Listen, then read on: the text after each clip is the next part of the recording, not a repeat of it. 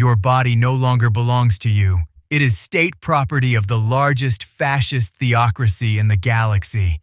Imagine being cut open 19 times, once every 3 months, while completely conscious so that strangers can implant synthetic organs that your DNA tries to reject every single second. You wake up screaming through each surgery, but the problem isn't the new pain. It's that the pain from the last operation is now your baseline. Nobody warned you about this the day they took you from your mother. They promised glory. They delivered 400 years of feeling every millimeter of cold metal and synthetic bone scraping against your flesh. But you knew. Somehow, you always knew. And you enlisted anyway. You were 13 when they came.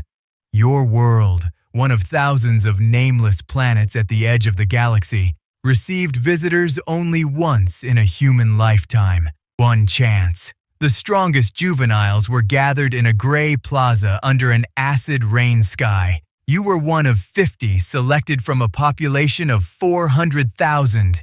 They didn't explain much. An apothecary, a man whose face you couldn't quite see because his armor reflected light in patterns that burned your eyes, pointed at you. This one. Your mother was somewhere in that crowd. You never saw her again? They separated you immediately, placed you on a ship, and took you to a fortress world you'd never leave. That was your last moment of freedom. That was your last day being entirely human. The first thing they do is remove your capacity to quit. In your first 6 months as a neophyte, the gene seed, a collection of specialized biological organs harvested from dead space marines, is implanted into your young body. It's not surgery. It's war medicine performed at maximum speed in a chamber that smells like burned ozone and despair. The second implant causes hallucinogenic fever. You hallucinate. You beg to die. A technician administers more sedative. The third implant is when you realize nobody is listening to your screams. The fourth implant, the hemastomen, brings pain that has no adequate word. It's like someone reversed the direction of your blood flow inside your veins, and every cell became a microscopic needle. You cry. You bash your head against the table. 2 cybernetic servitors, little more than reanimated corpses held together by hydraulic pistons and cables, pin you down with inhuman strength. An apothecary barely glances at you while recording data on a cogitator. Stress levels within parameters for rejection cascade, he mutters flatly before moving to the next bleeding table. Nobody is listening to your screams. Nobody cares. The fifth implant, the sixth, the seventh, each one with a different side effect, each one eroding what remains of your humanity. Some implants cause seizures. Some cause permanent hallucinations. You learn to ignore them as neurological white noise. The catalepsian node literally divides your consciousness. Each hemisphere operates independently. You spend a month sleeping in only 30% of your brain while the other 70% stays hyper-alert. Your sanity isn't lost, it's fragmented. The eighth implant lets you eat poison, literally. The pre-omnor, your new pre-stomach, digests practically any organic matter. Rotted flesh, toxic plants, even cellulose. You're placed in a test chamber when they hand you a vial of black, gelatinous substance. "Consume it," the instructor says. You do. Your body absorbs it without rejection. Your biology doesn't want to reject it anymore. You're being reprogrammed at the cellular level. The ninth is the omophagia, the organ that transforms your stomach into an intelligence sensor. Imagine chewing the raw, fibrous brain of a xenos while it's still warm, feeling the memories of that thing, the scent of its mate, the terror of death, the secrets of escape routes, fusing into your own mind. You don't just know how to track it. For one horrible second, you are it. Then you wipe the blood from your jaw and ask for more. You're no longer just a soldier. You're a predator that devours the enemy's genetic legacy. And it continues. 19 implants, 19 transformations, 19 moments where you screamed for death and nobody answered. The worst part is that with each implant, you become stronger. Your body grows to 2 meters, your muscle mass triples. Your reflexes develop superhuman speed, and it's all just preparation, because now comes the part you truly didn't anticipate. The black carapace is the final implant. It's a layer of living material grafted directly under your skin that connects your entire nervous system to the power armor you'll wear. Every nerve ending in your body extends through electronic circuits. You feel armor like it's your own skin. You'll know exactly when that armor is compromised because you'll feel like you're bleeding. When you first don the armor as a true space marine, not a neophyte in training, but an initiate who survived, the neural connection is overwhelming. Power armor isn't protection, it's an extension of your body. You feel wind pressure against the plating like it's touching your skin. You can sense when a round passes within centimeters because the thermal displacement registers on your nervous system, which means you also feel when that bullet connects. Here's the problem. You spent 7 years in biological agony to reach this point. 7 years where every single day brought pain. 7 years where you were cut open, implanted, modified, and told it was for your glory. And now you finally understand why? You're no longer human. You're a biological weapon weighing 250 kilograms that can live 400 years. You can withstand radiation doses that would kill a normal human instantly. Your blood clots in seconds. You can survive on 4 hours of sleep daily and still be more alert than a rested baseline human. You can learn warrior skills by consuming enemy flesh. You can survive wounds that would kill a human 100 times over. And you're owned by the Imperium, not metaphorically. Your property. You have no family. Your chapter is your family, and your chapter answers only to the Imperium. You have no romantic love. For Space Marines, the closest approximation is devotion to battle brothers and obsession with military objectives. You don't age normally. You might live 400 years, but most of your brothers will die in combat within 50. You'll have approximately 350 years to watch every brother you loved die while you continue unchanged.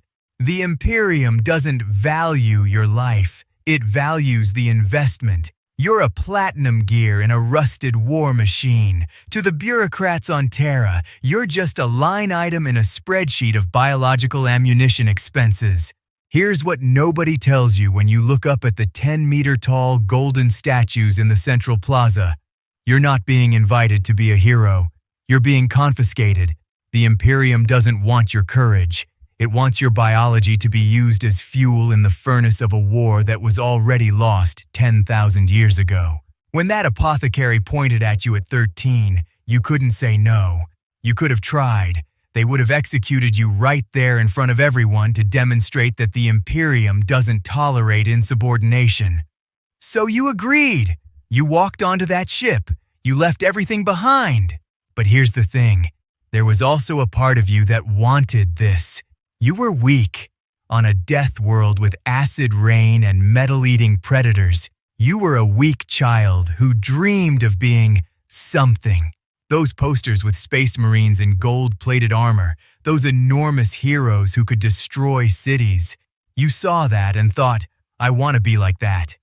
You wanted power. You wanted to matter. You wanted your life to mean something beyond dying in a radioactive storm on a nameless planet. So you left, knowing it would be agony, knowing it would be impossible, knowing 90% of neophytes die during implantation, and you agreed anyway. Now, as a complete Space Marine, the cost doesn't stop. Your mind isn't entirely yours. The psychic conditioning, indoctrination that began at age 14 made you biologically incapable of questioning certain things. You can question tactical orders, you can question leadership, but there are concepts your brain simply doesn't question. The Imperium is righteous. Death in battle is honor. Diversity of thought is heresy. You don't feel controlled. You feel free, but you're in a biological prison so perfect you can't even perceive the walls. Your implants require constant maintenance. Some begin failing over time. You can lose vision if the catalepsian node starts corroding your optic nerves, and it does more often than command admits. You can develop growths if the hemastamen begins consuming your organs from inside. You can slowly lose sanity if your catalepsian node forces your brain hemispheres out of synchronization. The Imperium has remedies for some complications, not all. Some space marines live 400 years. Some develop systemic failures at 200 and die screaming on a medical table while their body consumes itself. Even knowing all this, and you know because most veterans discuss it between swallows of synthetic alcohol in fortress bars, you'd still do it again, and that's why you're dangerous. You made this sacrifice because you believe, truly, at the core of your being, that it means something. Doesn't matter that it's an illusion. Doesn't matter that the Imperium uses and discards you like any other weapon. The subjective truth in your brain is that you're a warrior with purpose. You're a defender of humanity. You feel noble, and that feeling is more real than any objective truth.